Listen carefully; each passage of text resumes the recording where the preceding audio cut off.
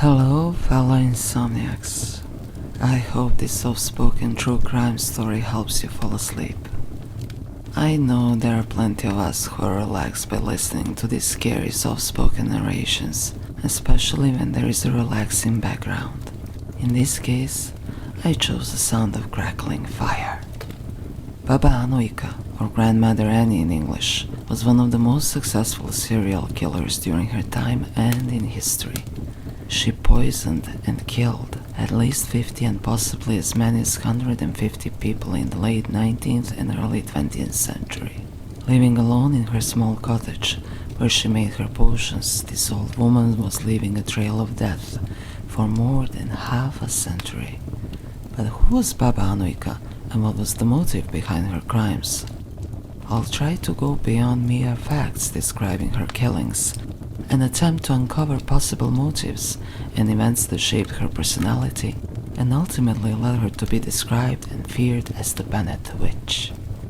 It seems that the main source of information about her life and work is the body by chemistry professor Gyarmati, entitled Baba Anoika, a sorceress from Vladimirovats, which was published in 2007 and has shed a light to this incredibly dark story.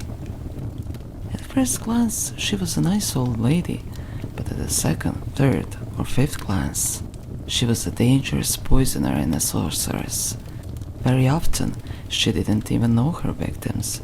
On the other hand, she also thought she was actually helping people solve their problems, Gyarmati writes in his book. Still, data is scarce and unreliable about Anoika's early life. According to some sources, she was born in 1838 in Romania to a rich cattleman and moved to Vladimirovats in the Banat military frontier province of the Austro-Hungarian Empire around 1849. She claimed that she was born in 1836. She attended private school in Pančevo with children from rich families and later lived in her father's house. At 20 years of age, after being seduced by a young Austrian military officer, she contracted syphilis.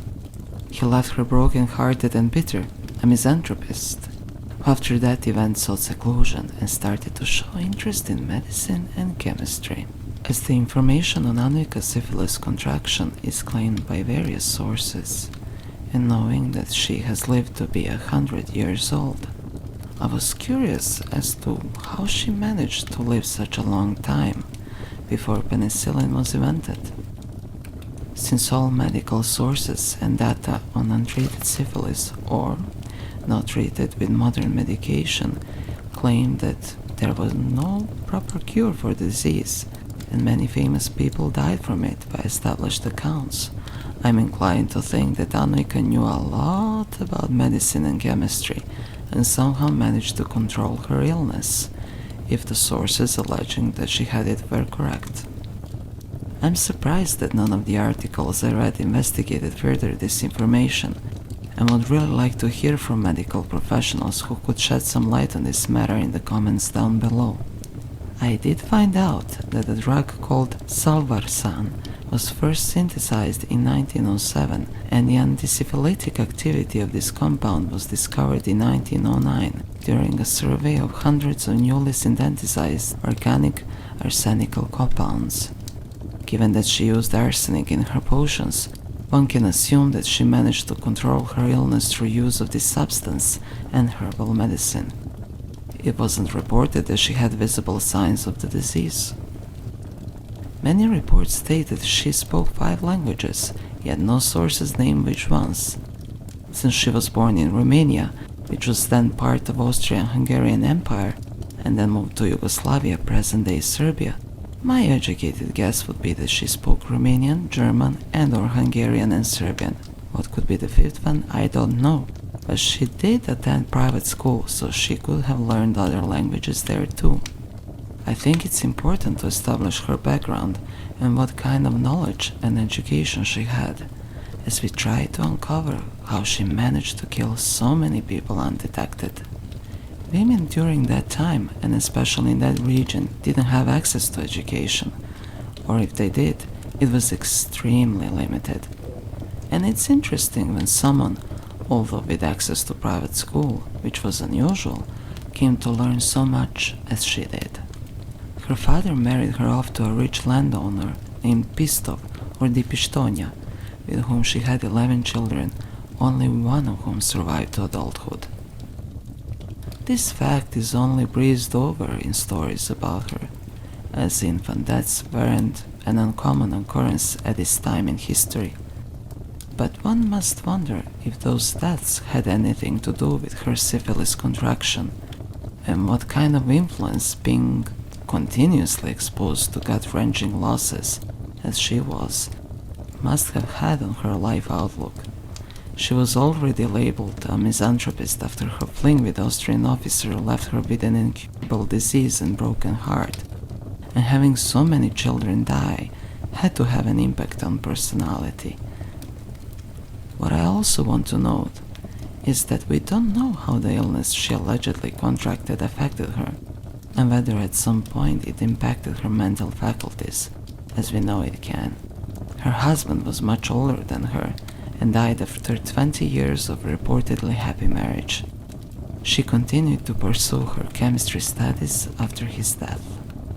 I wonder if she was poisoning people during her marriage, but looking at the timeline of the confirmed killings, as well as the prominence of her potions, it seems that she started her killing spree that lasted for half a century after she became a widow. Anuika made a laboratory in one wing of her house after her husband died, and she earned a reputation as a healer and herbalist in the late 19th century. She was visited by ministers and landowners who believed that she could help them in their decision-making. Anuika provided her customers with various services for which she was paid handsomely. She didn't lose customers because they believed she was psychic. Most of all, Anuika was popular with wives of farmers who sought her help for health problems, and her income enabled her to live comfortably. She produced medicines and mixtures which would make soldiers ill enough to escape military service, and sold poisonous mixtures which she branded magic water or love potions. She sold the so-called magic water mostly to women with abusive husbands. They would give the potion to their spouses, who would usually die after about 8 days. Here I want to interject an observation on conditions experienced by women in the region at the time. The abuse was habitual, rarely sanctioned, and divorce was a taboo and highly stigmatized. The issue of divorce was in most of the provinces regulated by Serbian bylaw, which allowed the church and church courts the authority over marriage and divorce. The only exception were certain parts in Vojvodina, where Baba Anuika lived, which were still under the Austro-Hungarian rule, and since this region comprised people of different faiths, it allowed for civil marriage, thus excluding different faith as an obstacle. However, the reasons for divorce in both civil and church marriages, apart from reasons relating to specifically Orthodox Christian faith, were similar and based on guilt related to breaking the marriage duties, such as adultery, posing harm to spouse's life, prison verdict of more than 8 years, leaving Christian faith and entering non-Christian faith, and malicious and uncertain absence of a spouse from 3 to 6 years. In addition, attentional miscarriage, bodily or mental illness of a spouse, moral corruptness, and desertion of Orthodox Christianity were also apparent reasons that could be cited. However, the most important fact is that there was no letter of law regarding consensual or uncontested divorce in either civil or church marriage. So, in addition to stigma and taboo related to divorce, even if a couple was ready to face them, the laws didn't make it easier. Further, women usually didn't work or own property, and when married were no longer welcome back to their original home, as it was seen as both shameful and a burden to the family, another mouth to feed.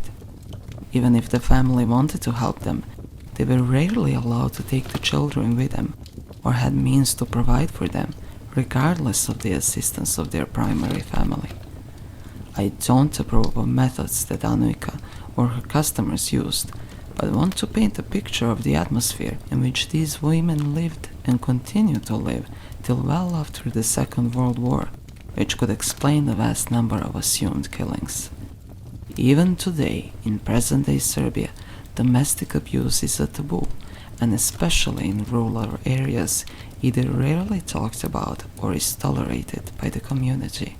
So one can imagine how it was 100 years ago, and to what desperate measures women were inclined to resort to. Her expertise and knowledge of poison is best proven by the fact that she could calculate the exact time when the victim would die, based on the amount of dangerous substance. Anoika's love potion contained arsenic in small quantities and certain plant toxins that were difficult to detect. When told about a marriage problem, Anoika would ask her client, "How heavy is that problem?" which meant, "What is the body mass of the victim?" She was then able to calculate the dose needed, and the victim would die usually within 8 days. Anoika's victims were usually men, typically young and healthy. Her clients claimed at her trial that they didn't know that her magic water contained poison, but that they believed she had some kind of supernatural powers to kill people using magic. When a client arrived at her cottage, she would request 1 white and 1 black chicken, ashes and various herbs. In a mysterious silence, she would put the ingredients in the water and whisper unintelligible words. The end result was the magic water, witnesses reported. As mentioned at the beginning, Anoika's potions killed between 50 and 150 people, but the exact number is not known, since her crimes couldn't be proven for a long time, and because cousins and people who paid for the potion often declined autopsy and cooperation with the police, claiming ignorance. Baba Anoika usually sat in her room, in black dress and black scarf adorning her head, watching the street from the window. Sometimes she would go outside her house and say hello to passerbys. And it seems that her potions weren't only intended for troublesome husbands, according to the oldest local from Vladimirovac, Georgi Vesey, who tells that one evening 2 young people were coming down the street from the dance and met Anoika on the steps of her house. It was very warm outside, and she offered them lemonade as a refreshment. After 7 days, they both died. Maria and Tito Vacarescu were only 18 and just got married. Their graves are situated at the entrance of the cemetery, reminding the locals of the crimes perpetuated by Baba Anoika. In the 1920s, Anoika had her own sales agent, a woman named Ljubina Milenko, whose job was to find potential clients and take them to Anoika's house. The price of Anoika's magic water fluctuated between 2,000 and 10,000 Yugoslav dinars. If the exchange rate refers to 1920, when the dinar stopped trading, Baba Anoika's magic water would cost nearly from 1,200 up to 6,200 US dollars today. Anoika sold her magic waters to Stana Momirov in January 1924 for 2,300 dinars. Stana was a previous client, and Anoika provided her with herbal medicines on other occasions. Stana gave the mixture to her husband Lazar Ludoshki, and he fell ill and died after a few days. Stana later married another man from the same village. A rich uncle of her second husband died under similar circumstances within a few months. Since the man was regarded as a respected landowner and was known in the area, the police took notice and questioned Stana, who incriminated Anoika. Anoika then sold her magic water in December of 1926 to Sima Momirov, who was reportedly not related to previous family I mentioned, and his wife Sofia, who intended to kill Sima's 70-year-old father Nikola Momirov. Their motive involved a family quarrel. According to their claim, Nikola was an alcoholic and abusive towards his children and grandchildren. Sofia heard about Anoika from a woman named Danica Stojic, and they contacted Anika, who sold them her magic water for 5,000 dinars. The man's 16-year-old granddaughter, Olga Sturza, was duped into administering the poison, as Sofia ordered her to ensure that Nicola drank it. Nicola drank the potion, fell ill, and died after 15 days. This convoluted chain of events and how they concocted a plan in order to try to escape justice reminded me of House MD, medical shows some of you might remember, which often enrolled similar set of actors: self-taught healer, accomplices in crime, substances of unknown origin ensuring victims' demise, and, at the very end, a doctor who has proven the cause of death. Anoika's first trial was in June of 1914 in town of Bela Crkva for providing poison for murders, but she was acquitted. Baba Anoika successfully evaded justice for another 14 years, during which the First World War ended and the Austro-Hungarian monarchy disintegrated and was replaced by the Kingdom of Yugoslavia. She was arrested again on May 15th of 1928 at the age of 90. According to several sources, her eventual downfall was preceded by a different murder. In 1927, the amount of poison intended for a rich widower wasn't strong enough. He intended to give most of his wealth to his sons and a smaller portion to his nephew. The nephew couldn't wait for his uncle to die, so Anoika and her closest associate and student Lyubina Milankov worked on the poison. Lyubina made the potion according to Anoika's recipe, but the mixture wasn't strong enough. Although he died just after a few days, he managed to go to a doctor. Since he did pay a visit to a physician, the investigation ensued, and the autopsy confirmed he was poisoned. The other suspected victims were exhumed, which led to Lyubina's arrest. She told the authorities of their deadly enterprise. After this, Stana, Sofia, and Sima Momirov, Lyubina Milankov, Danica Stoic, and Olga Sturza were arrested as well and charged with murders of Nikola Momirov and Lazar Ludoshki. The authorities exhumed the bodies of victims for autopsies performed at the University of Belgrade. The trial began in June of 1929 at the district court in Pančevo, and the hearings took place on 18th and 19th of June. Sofia and Sima Momirov, who through young Olga gave the poison to Nikola, the young girl's grandfather, defended themselves at the trial. They claimed that they didn't know that the magic water contained poison.